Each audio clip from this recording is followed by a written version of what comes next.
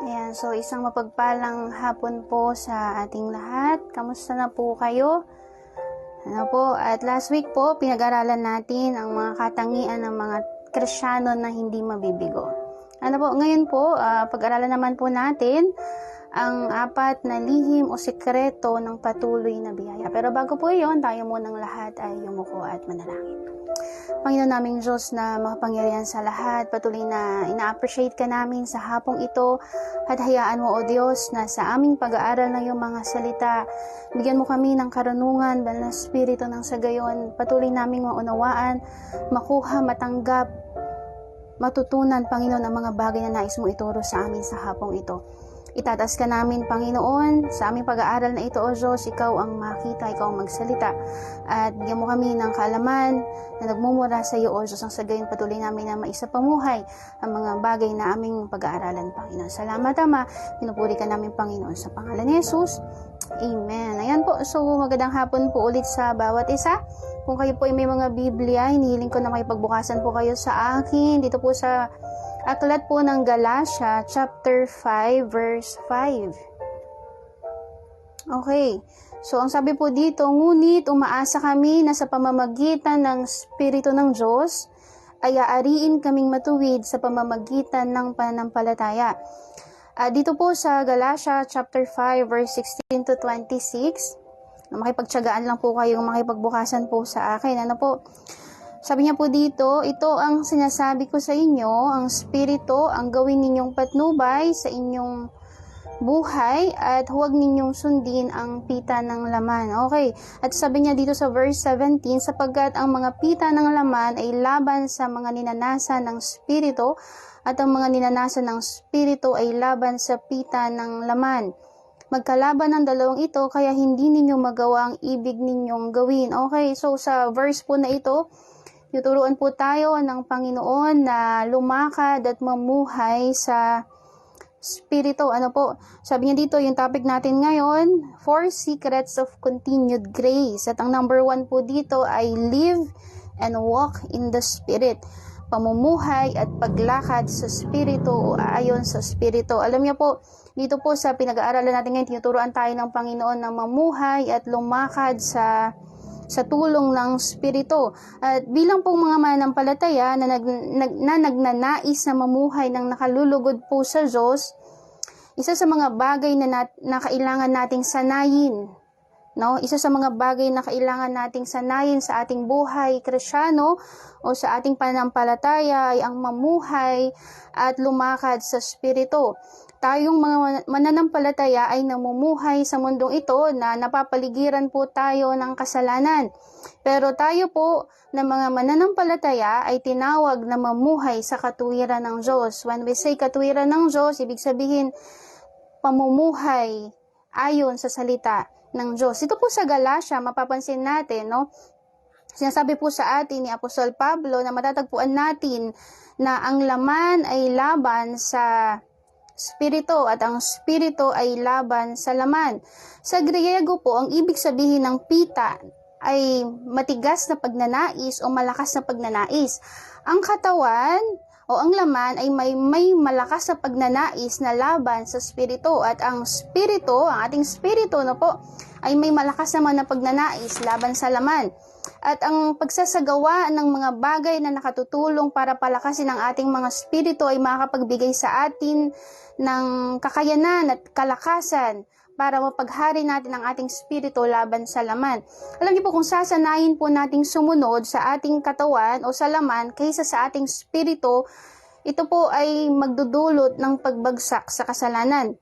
Ngayon, ang tanong, saan ba natin ibinababad ang sarili natin? Sinasabi po dito sa Galatia chapter 5 verse 16, sabi niya, gawin nating patnubay ang Espiritu at huwag sundin ang pita ng laman. Sabi niya, gawin nating patnubay ang Espiritu ng Diyos, ang Espiritu Santo. Sabi niya, yun yung gawin mong guide, yun yung gawin mong patnubay, yun yung gawin mong pattern. Bakit? At sabi niya, huwag mong susundin ang pita ng laman. Sinasabi po rin sa atin dito po sa Romans chapter 8 verse 1 to 13, basahin ko po sa inyo. Sabi niya, kaya nga, hindi nakahatulang maparusahan ang mga nakipag-isa kay Kristo Jesus. Wala na ako sa ilalim ng batas ng kasalanan at kamatayan sapagkat pinalaya na ako ng batas ng Espiritong nagbibigay buhay. Bunga ng pakikipag-isa kay Kristo Jesus. Sa verse 3, ang sabi po niya, ginawa ng Diyos ang hindi nagawa ng kautusan dahil sa likas na kahinaan ng tao. Sinugo niya ang kanyang sariling anak sa anyo ng taong makasalanan upang maging handog para sa makasalanan o para maging handog sa kasalanan. At sa anyong iyo'y hinatulan niya ang kasalanan. Sa verse 4, ginawa niya ang lahat ng ito upang ang hinihingi ng kautusan ay maisakatuparan sa atin na mamuhay ayon sa Espiritu at hindi ayon sa laman.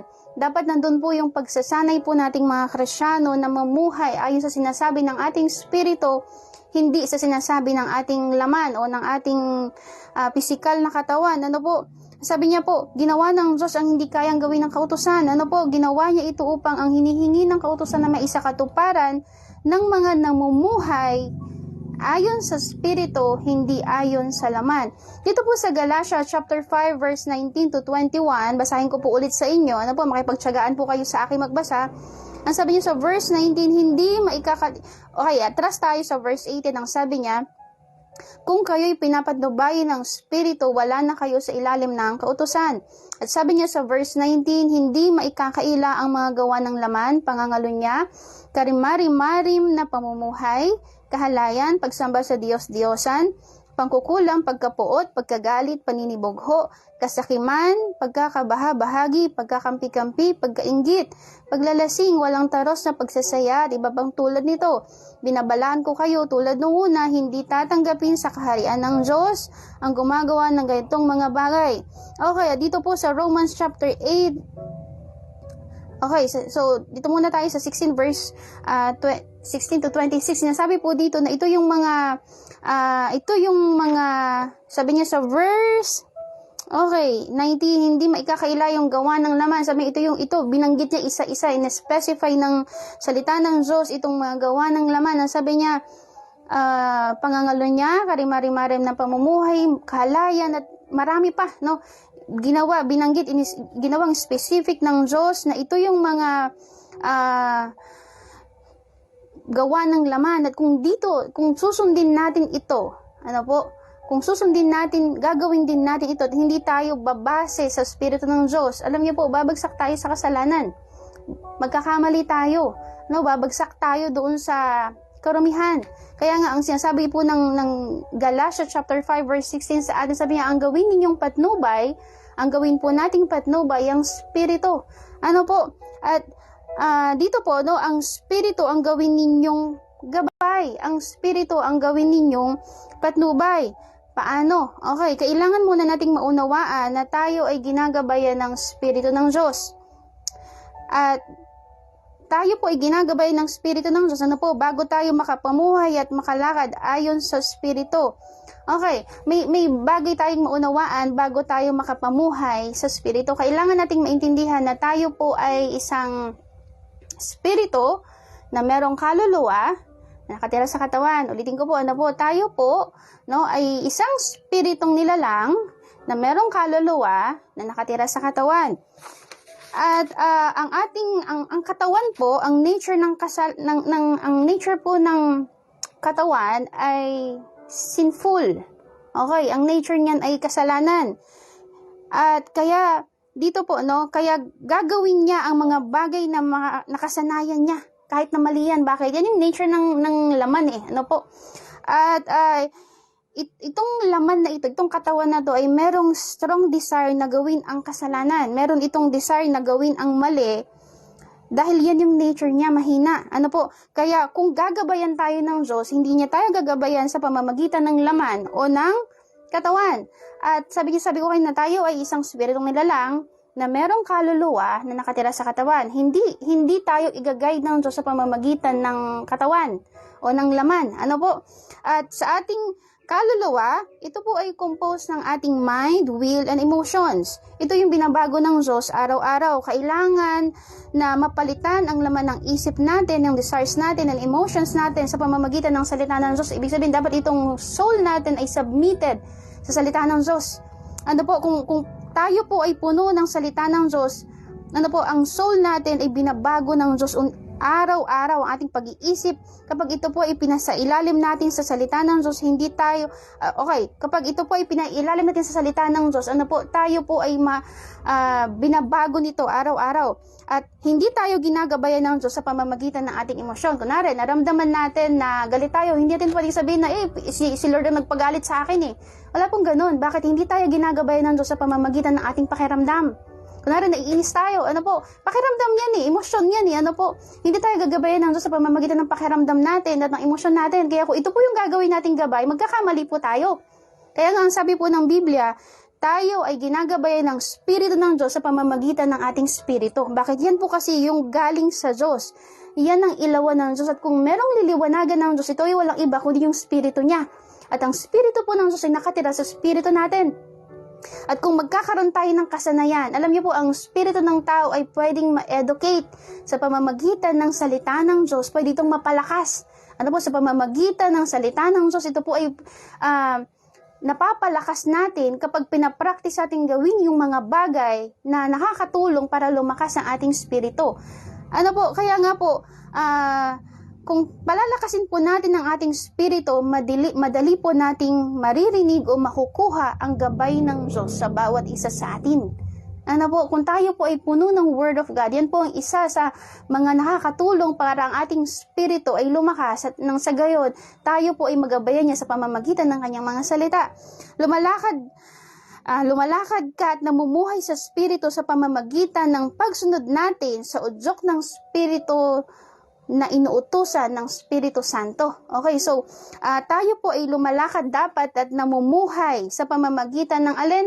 Ng pagsunod po natin sa udyok ng Espiritu na inuutusan ng Espiritu Santo. So, ibig sabihin, ang kinakausap ng Diyos, ang ginagabayan ng Diyos sa ating mga Kristiyano ay ang Espiritu natin. At kailangan natin gumawa ng mga bagay na makakapagpalakas sa ating Espiritu nang sa gayon, madali po natin na makuha ang gabay ng Diyos sa buhay natin.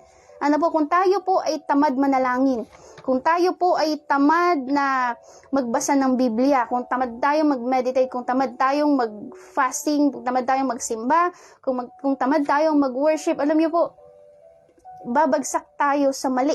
Magkakaroon tayo ng mga mali-maling desisyon. Bakit? Ang ginagawa mong gabay, kung ang ginagawa mong gabay ay yung pakiramdam, yung emosyon, ng akala natin, ang takbo ng isip natin. Kaya nga sabi po ng salita ng Diyos, sabi niya, do not lean on your own understanding. Bakit? Kasi ang ways ng Diyos, ang mind ng Diyos ay higher kaysa sa kahit na sino po sa atin. At ulitin ko, ang ginagabayan ng Espiritu ng Diyos ay ang Espiritu natin. So, kailangan nating gumawa ng mga bagay na makakapagpalakas sa ating Espiritu nang sa gayon madali natin na makuha ang gabay ng Diyos sa buhay natin. Alam niyo po, maraming Kristiyano ang sumusunod sa paligid nila dahil sa pinakamadali itong gawin, no? Ang daling makiayon sa takbo ng mundo, ang daling makiayon sa kasalanan, ang daling makiayon sa uso, pero hindi tayo tinawag na ganoon. Tinawag po tayo na humiwalay sa mundo at makinig sa Espiritu ng Diyos na nagsasalita sa Espiritu natin. Ang lakad spiritual ay direktang laban sa mundong ito. Okay, so magkasalungat yan. Kaya nga sinasabi po sa atin ng salita ng Diyos na yung gusto ng Espiritu ay iba sa gusto ng laman. Kaya nga, sabi niya, gawin ninyong patnubay ang Espiritu. Bakit? Hindi tayo tuturuan ng Espiritu ng Diyos ng mali. Hindi tayo tuturuan ng Espiritu ng Diyos ng mga bagay na makakapagpalayo sa atin sa Diyos. Kaya nga, kung hahayaan nating aliwin tayo ng sanlibutan, madaling lumakad at mamuhay sa laman. Pero ulitin ko, tinawag tayo na humiwalay sa sanlibutan. Sabi niya, magbago na kayong takbo ng isip. Sabihin that mabatid ninyo yung maayos, yung kalooban ng Diyos. Okay, so, pero kung magdedesisyon po tayo na magbigay ng panahon sa pananalangin, kung magdedesisyon po tayo na magbigay ng panahon sa salita ng Diyos, magiging madali sa atin ang mamuhay at lumakad sa Espiritu. Which is yung pinag-aaralan natin ngayon, no? So, sabi niya, live and walk in the Spirit. Kung matututo po tayong lumakad sa Espiritu, ang pakikipaglaban ng Espiritu sa laman ay magtatagumpay. Magkakaroon pa rin tayo ng pagkakataong matukso, pero hindi na tayo madadala nito. Ang tukso po ay darating, ngunit kung sinusunod natin ang tinig ng Espiritu upang maging mas makapangyarihan kaysa sa ating laman, hindi tayo madadala ng kasalanan. Kailangan po natin na magbigay ng panahon sa prayer. Kailangan po natin magbigay ng panahon sa Bible reading. I-practice po natin na gawin ang mga bagay na spiritual upang tayo po ay makalakad at mamuhay ayon sa sinasabi ng Espiritu ng Diyos sa bawat isa sa atin. Okay, no? So, isang bagay na kailangan natin matutunan, no? Sabi niya, 4 secrets of continued grace. Kailangan natin na mamuhay at lumakad sa Espiritu.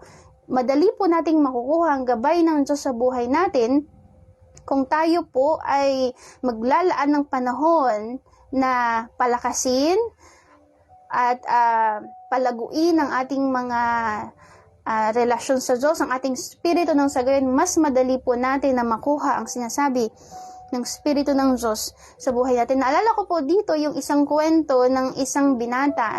Itong binata pong ito, siya po ay alaga ng isang nanay na may takot sa Diyos. Ito pong binatang ito ay pinalaki ng kanyang nanay sa pamamagitan ng salita ng Diyos. So itong binata pong ito ay sanay na gawin yung sinasabi ng salita ng Diyos. Bakit? Kasi merong nanay na nag-guide sa kanya tungkol dito.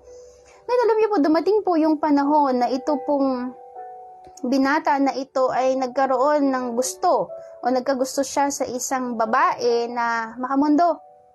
Andun yung udyok sa kanyang spirito na alam niya na ito ay mali. Pero alam niyo po, andun yung strong desire niya na gustong-gusto niya po itong babaeng ito. Itong babaeng ito na makamundo. Alam niyo, nag-decide siya na sabi niya, gusto niya na makilala lalo itong babaeng ito. Ngayon, alam niyo po, nakipagkita siya dito po sa babae at itong babaeng ito dinala siya sa bahay nila.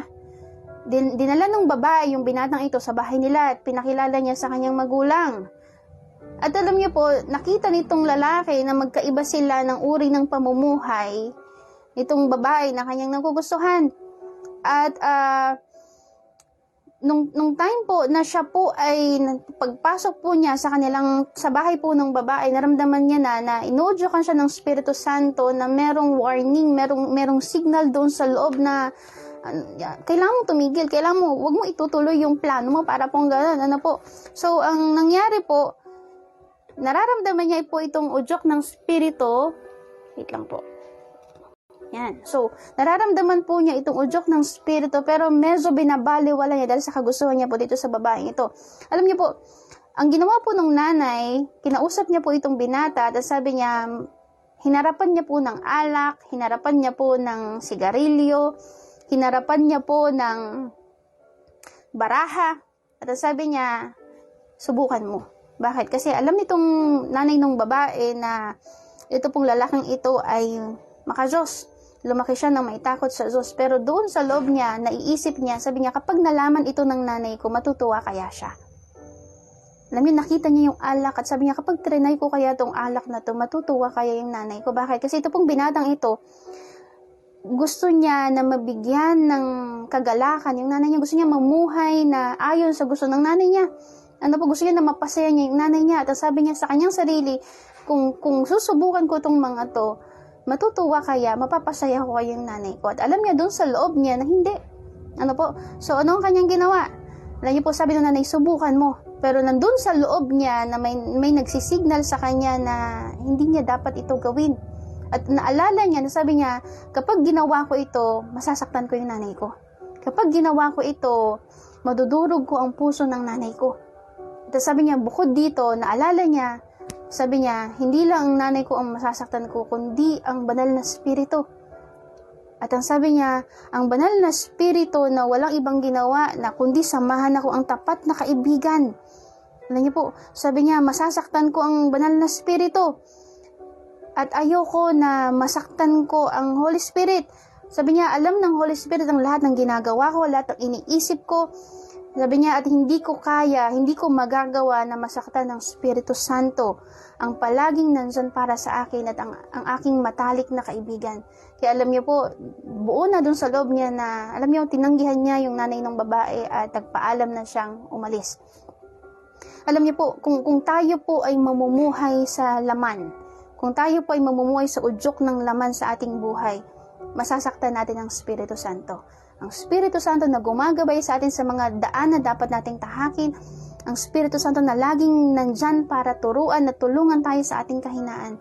Alam niyo po, kapag naramdaman na natin ang udyok ng Espiritu Santo, matuto tayo na sundin kung anong sinasabi niya. Dahil kung hindi po natin ito gagawin, tayo po ay babagsak sa mali at babagsak sa kasalanan, mapapalayo tayo sa Panginoon. Kaya nga po, dito po sa pinag-aaralan natin sa 4 na sikreto o 4 na lihim ng patuloy na biyaya, isang bagay na kailangan, ang number 1 na kailangan natin gawin ay, sabi niya, live and walk in the Spirit. At ulitin ko po, ginagabayan ng Espiritu ng Diyos ang ating spirito. At ang ating spirito ay kailangan nating palakasin sa pamamagitan ng salita ng Diyos, sa pamamagitan ng panalangin. Ano po, anything na makakatulong para lumakas ang Espiritu ng Diyos sa buhay natin ay kailangan nating gawin. Bakit po? Kasi tinawag po tayo na humiwalay sa mundo, tinawag tayo para mamuhay na nakakalugod sa harapan ng Diyos. Ulitin ko po, dito po sa Galatia chapter 5 verse 5, ngunit umaasa kami na sa pamamagitan ng Espiritu ng Diyos ay aariin kaming matuwid sa pamamagitan ng pananampalataya. Ulitin ko po, ngunit umaasa kami na sa pamamagitan ng Espiritu ng Diyos ay aariin kaming matuwid sa pamamagitan ng pananampalataya. Kaya nga po, bilang mga mananampalataya, kailangan natin na mamuhay, maging lifestyle natin ang pakikinig sa udyok ng Espiritu sa buhay natin. Kapag narinig na natin ang udyok ng Espiritu ng Diyos sa atin, kailangan natin na lakaran itong gabay ng ito nang sa gayon hindi po tayo magkamali at patuloy tayong magtagumpay at mapalapit sa Diyos at magawa ang kalooban ng Diyos sa ating buhay. Yan. So, ito lang po yung mababahagi ko po sa inyo. At ulitin ko po, 4 na lihim o sikreto ng patuloy na biyaya. Number 1, live and walk in the Spirit. Yan. So, pagpalain po tayong lahat ng Panginoon, tayo pong lahat ay manalangin. Aming Diyos na mabuti at dakila, Panginoon, ang dalangin namin, turuan mo kami ng mamuhay at lumakad sa udyok ng iyong Espiritu Santo sa buhay namin, nang sa gayon ang iyong biyaya ay patuloy na dumaloy sa buhay ng bawat isa sa amin.